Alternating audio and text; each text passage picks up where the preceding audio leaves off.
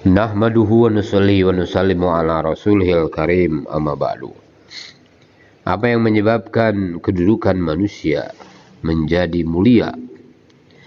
Itu disebabkan karena akal pikirannya. Manusia berbeda dengan binatang. Allah Subhanahu wa ta'ala telah menjadikan manusia mulia karena Allah Subhanahu wa ta'ala telah berikan kepada dia akal pikirannya. Ayam lebih memperhatikan anak-anaknya. Kemudian kalau kita burung juga lebih bisa membuat rumahnya sendiri. Akal pikiran kita adalah bukan untuk itu, bukan seperti ayam, bukan seperti burung. Maka kita mesti memahami bagaimana Allah Subhanahu wa ta'ala berikan kepada kita akal pikiran. Untuk menjadi dokter, maka gunakan diri, menggunakan harta, menggunakan waktu, sehingga dia berubah menjadi dokter. Dia punya pengalaman dan dia punya kemampuan. Untuk perkara-perkara dunia, akal pikiran digunakan sehingga menjadikan manusia telah menjadikan dirinya naik kepada level yang diinginkan. Untuk perkara dunia, burung pemakan bangkai pun sudah tahu apa targetnya, itu sudah mati atau belum. Jadi sebetulnya maksud daripada akal pikiran itu untuk apa? Maksud akal pikiran ini adalah hubungannya dengan maksud hadirnya kita ke dunia ini. Maksud daripada hadirnya ke dunia ini untuk apa? Allah Subhanahu wa ta'ala telah berikan kepada kita akal untuk memahami bahwa segala sesuatu telah dijadikan oleh Allah Subhanahu wa ta'ala dunia ini. Segala sesuatu untuk mengenal Allah Subhanahu wa ta'ala dan untuk mengenal perintah-perintah Allah Subhanahu wa ta'ala. Dan kita telah Allah Subhanahu wa ta'ala kenalkan dengan kerja dakwah ini. Kerja dakwah ini adalah untuk membentuk akhirat kita, untuk membentuk kebahagiaan dunia dan akhirat. Maka gunakan harta dan gunakan diri. Harta diri yang kita gunakan akan diganti dengan yang lebih baik, yaitu dengan surganya Allah Subhanahu wa ta'ala. Allah Subhanahu wa ta'ala meninggikan kita ini bukan karena kita menjadi dokter, menjadi petani, menjadi pedagang, tetapi Allah Subhanahu wa ta'ala telah tinggikan derajat, yaitu dengan amal agama. Allah Subhanahu wa ta'ala telah tinggikan derajat dengan sholat. Karena sholat, maka ditinggikan derajat oleh Allah Subhanahu wa ta'ala setelah ambil daripada kerja ini. Mereka hidup dengan kesenangan, padahal tidak memiliki cukup harta. Hari ini orang-orang dalam kehidupan yang susah, walaupun memiliki apa-apa. 25 tahun yang lalu mereka tidak cukup harta, serba kekurangan, tapi ketenangan wujud dalam diri dari mereka karena agama wujud di dalam kehidupan mereka. Nabi mengusahakan ta'aluk seorang hamba kepada Allah Subhanahu wa ta'ala. Nabi tidak mengkhawatirkan kemiskinan pada diri umatnya. Kemudian sahabat radhiyallahu anhum telah ambil daripada kerja dakwah ini, sehingga nama-nama mereka diabadikan oleh Allah Subhanahu wa ta'ala. Kita tidak ada kemampuan untuk bicara, tidak dikenal. Setelah kita ambil kerja dakwah ini, yang dahulu tidak pernah terfikirkan, maka dengan kerja ini Allah Subhanahu wa ta'ala hantarkan kita kemana-mana. Hantarkan kita ke pulau-pulau terpencil, hantarkan kita ke daerah-daerah yang jauh, hantarkan kita ke negeri-negeri yang jauh. Ini adalah kemuliaan daripada Allah Subhanahu wa ta'ala yang Allah Subhanahu wa ta'ala berikan kepada orang-orang yang telah ambil daripada tugas kerja dakwah ini. Di tempat-tempat kita banyak orang yang kaya, tapi tidak punya kemampuan seperti kita pergi bergerak dari pulau ke pulau, dari daerah ke daerah, dari provinsi ke provinsi, dari negeri ke negeri, malah dari benua ke benua. Kita yang banyak kekurangan ini bisa bergerak kemana-mana, ke India, Pakistan, Bangladesh, ke negeri-negeri jauh, ke Afrika, ke Amerika, ke Eropa, ke Australia. Allah Subhanahu wa Ta'ala hendak muliakan orang-orang yang istiqomah di dalam kerja ini. Maka kita buat dakwah dengan penuh pengorbanan, seperti pengorbanan yang telah dibuat oleh Abu Bakar radhiyallahu anhu, sampai kemudian beliau memakai baju karung goni, kancingnya duri. Seluruh ahli langit memakai pakaian seperti Abu Bakar radhiyallahu anhu, dan ucapkan salam kepada Abu Bakar radhiyallahu anhu. Karena apa? Karena pengorbanan Abu Bakar radhiyallahu anhu. 8 pintu surga berebut memanggil-manggil nama Abu Bakar radhiyallahu anhu. Allah Subhanahu wa Ta'ala berikan kepada orang-orang yang memperjuangkan, yang berkorban di jalan Allah dengan balasan, bukan hanya nanti di akhirat, tetapi di dunia pun Allah Subhanahu wa Ta'ala telah berikan balasan. Di dunia saja 10 kali lipat di dunia ini sebelum pergi ke akhirat. Permata-permata emas dan perak, bahkan mahkota raja-raja telah diletakkan di bawah telapak kaki para sahabat radhiyallahu anhum. Di mana-mana ada pekerja-pekerja agama, itu karena pengorbanan orang-orang terdahulu. Maka usaha kita adalah bagaimana usaha membentuk yakin, usaha membentuk keyakinan yang sempurna kepada Allah Subhanahu wa Ta'ala. Kalau kita dengar penjelasan-penjelasan ini, jangan hanya mengatakan terkesan saja, atau kita mengatakan bagus. Nah, itu hanya untuk diri kita sendiri, hanya untuk kesenangan diri kita sendiri. Tetapi yang lebih bagus itu adalah kita niat buat kerja setelah kita mendengar daripada bayan ini. Jadi dengar bayan itu adalah dengan niat kerja. Dengar bayan itu adalah dengan buat kerja. Maka perlu tawajuh untuk buat kerja. Kita tawajuh, jangan sampai kita tidur. Dengan kita tidur, bagaimana akan paham cara kerja? Nabi SAW ajarkan sholat, agama, dan kerja agama. Beliau mulai buat kerja mulai umur 40 tahun. Kerja dibuat hanya 23 tahun. Maka agama tersebar ke seluruh alam.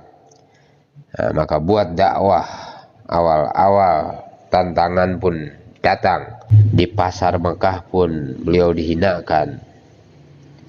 Di musim haji pun, di tempat-tempat yang lain beliau diacuhkan. Sahabat radhiyallahu anhum hijrah ke Habasyi sampai 2 kali.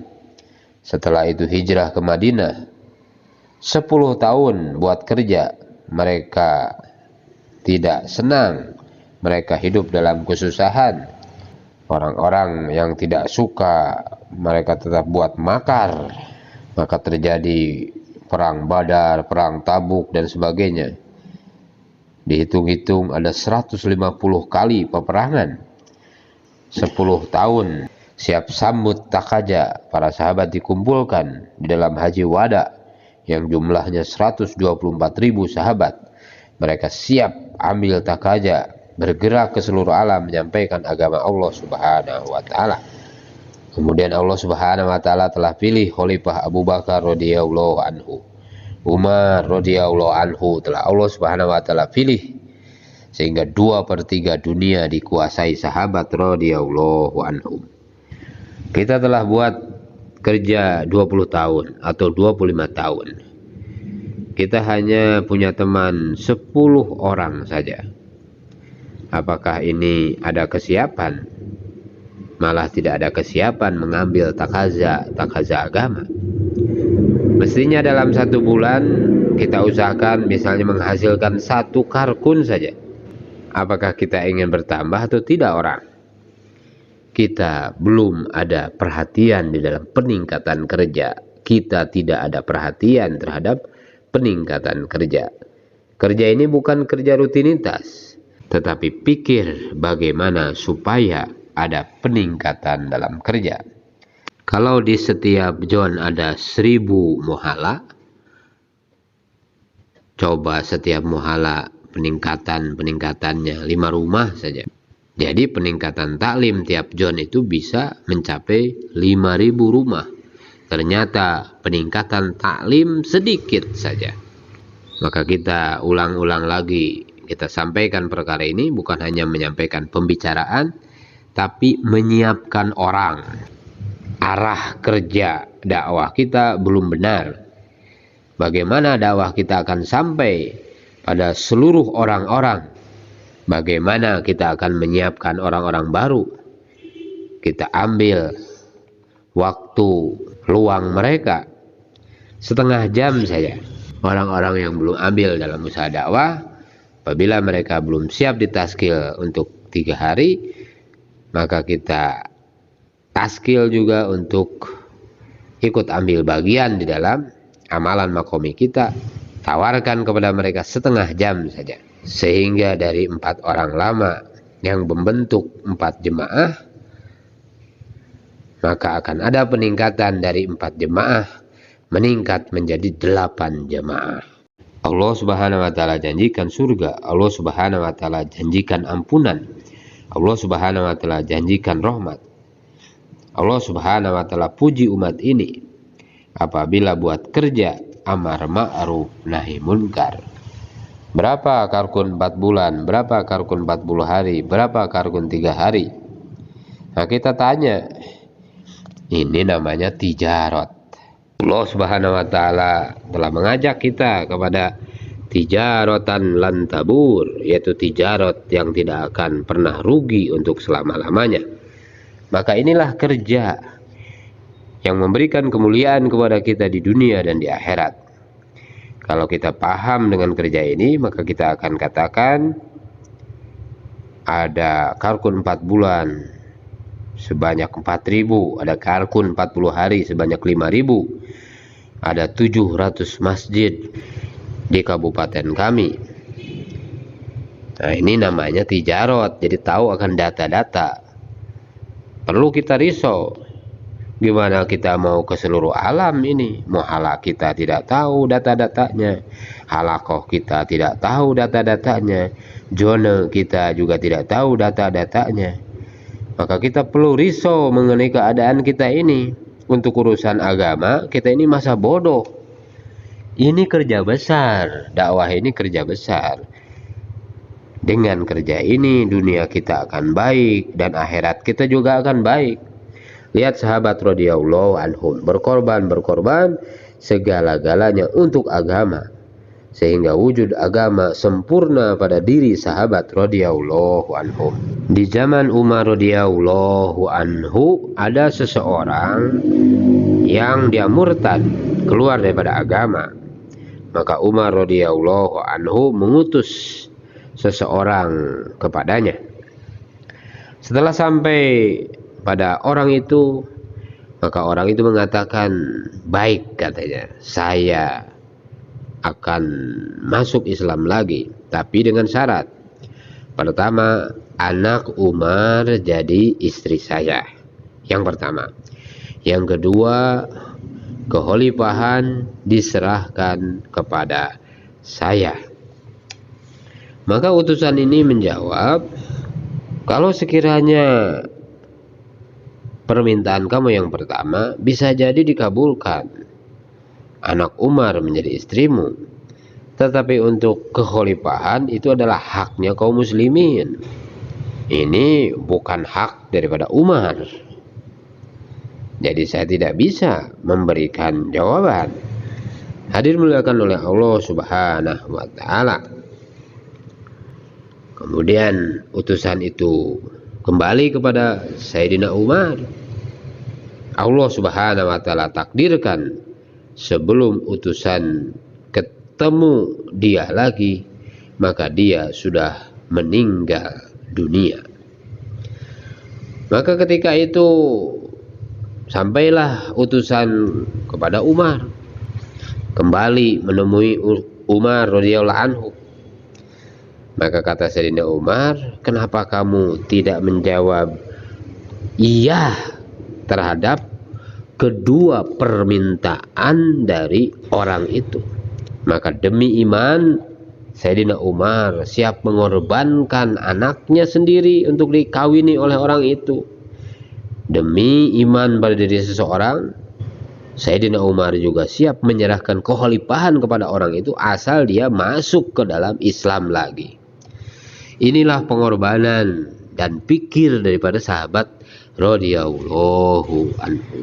Saudara-saudara dimuliakan oleh Allah Subhanahu wa taala, maka kita perlu tanamkan dalam diri kita ketawajuhan kepada Allah Subhanahu wa taala, dan yang penting juga adalah bagaimana mahabbah wujud di dalam hati kita.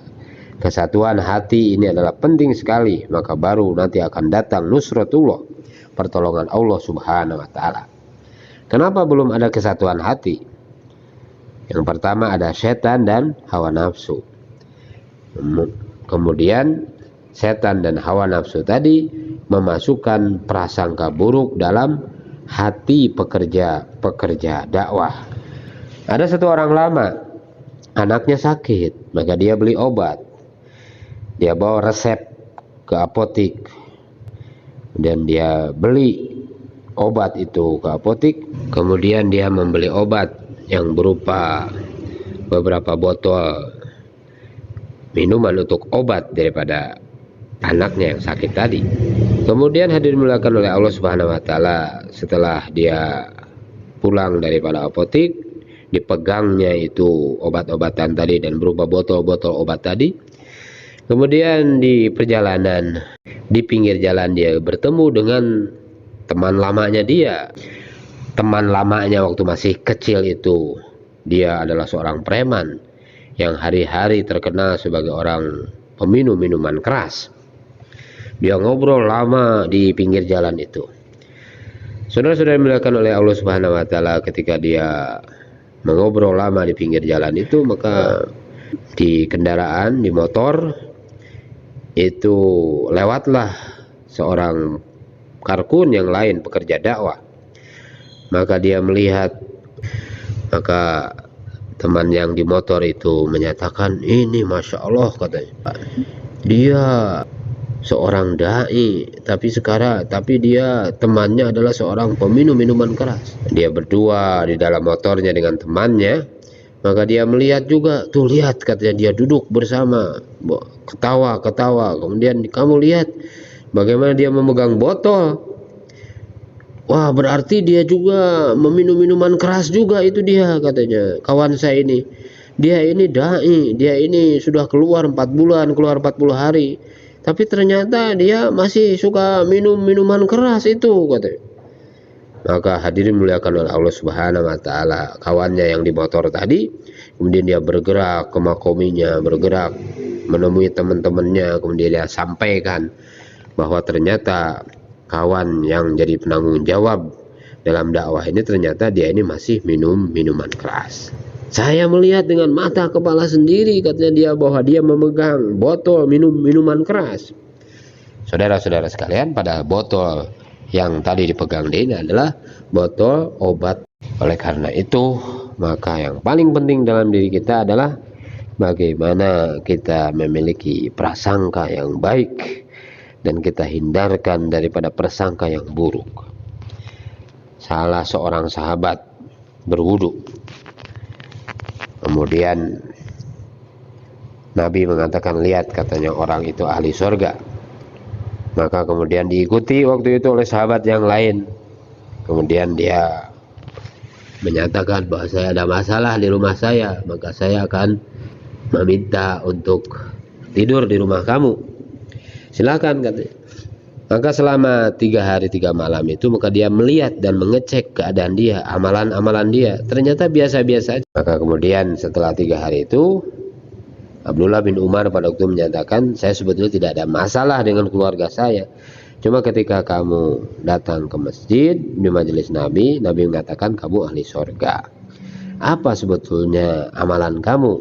Itulah yang ingin saya ketahui. Maka kemudian dia katakan, saya tidak ada apa-apa yang bisa saya sampaikan mengenai amalan saya. Cuma waktu mau tidur saya bersihkan hati saya dan maafkan semua. Baru setelah itu saya tidur. Jadi saudara-saudara sekalian yang dimuliakan oleh Allah Subhanahu wa taala, jika kasih sayang kita bisa bekerja sama, jika ada mahabbah maka kita bisa bekerja sama. Kenapa pekerja-pekerja dakwah malah berkurang mahabbahnya, malah berkurang kerjasamanya? Jangan sampai kita mengadu-ngadu dan kita mendengar daripada aduan-aduan, maka kerjasama tidak bisa dibuat, mahabbah menjadi kurang karena adanya sifat yaitu sering melapor-lapor atau mendengarkan laporan-laporan. Apabila ada kawan kita yang kebiasaannya sering datang kepada setiap orang untuk melapor-lapor atau untuk mengadu-ngadu, maka kita harus siap menyatakan diri kepadanya. Daripada kamu mengadu atau menjelekkan atau melapor-laporkan orang lain, maka lebih bagus jelekan saja diri saya. Adam alaihissalam buat dosa, apalagi kita anak cucunya. Maka buat dakwah, lihat kekurangan kita, kita sebutkan kebaikan-kebaikannya saudara-saudara kita, kita jadi gudang kebaikan orang lain. Namanya tijarot, maka kita kumpulkan kebaikan-kebaikan, barang-barang baik, maka bisnisnya akan maju. Kalau mau dagang atau mau tijarot, mau kumpulkan yang baik-baik atau mau kumpulkan yang buruk-buruk, Masya Allah. Nabi SAW sebelum Fatu Mekah, bagaimana dulu orang-orang musyrik Mekah ini, dulu mereka menyakiti.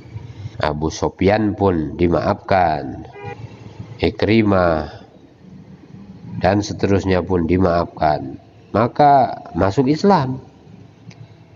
Sekarang teman-teman kita kesalahan-kesalahan kecil saja tidak mau memaafkan, maka kita akan selalu istiqomah dengan cara kita memaafkan, istighfar baginya, musyawarah, lembut kepadanya.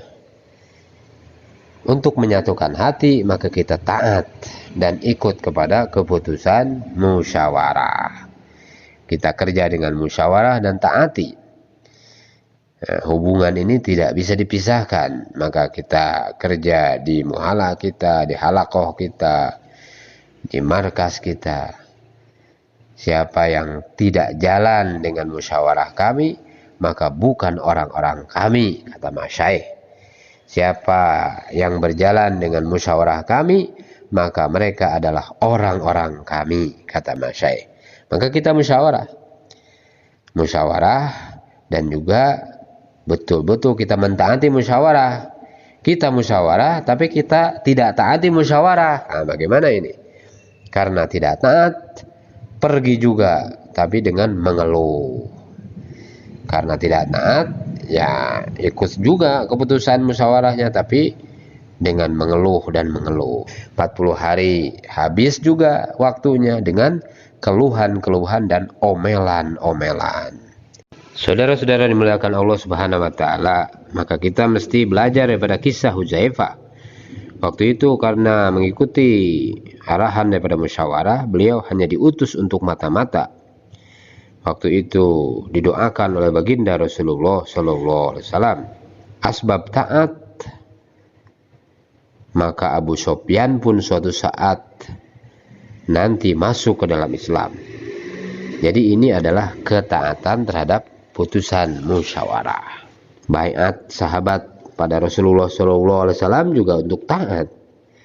Oleh karena itu saudara-saudara dimuliakan oleh Allah Subhanahu wa taala, suka atau tidak suka kita taat. Paham atau tidak paham kita taat. Kawan kita ini adalah nomor satu, maka kita harus muliakan dia, harus kita rawat dia, harus jaga kita. Kawan kita ini adalah nomor satu, menomorsatukan teman kita. Sedangkan kerja itu nomor dua. Kerja adalah nomor satu. Bagaimana kalau mereka meninggalkan kita? Kita mau kerja apa? Kalau kita katakan bahwa kerja adalah nomor satu, tapi kalau mereka meninggalkan kita, kita mau kerja apa? Saudara-saudara yang dimuliakan oleh Allah Subhanahu wa taala, dalam dagang ini, dalam tijarot ini, kita perlu cash. Maka kita perlu cash. Begitu pula kawan-kawan kita itulah yang cash.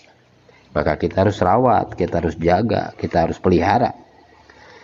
Pentil ini walaupun harganya murah, maka kalau itu rusak, maka udara tidak akan masuk, sehingga mobil pun tidak akan bisa bergerak.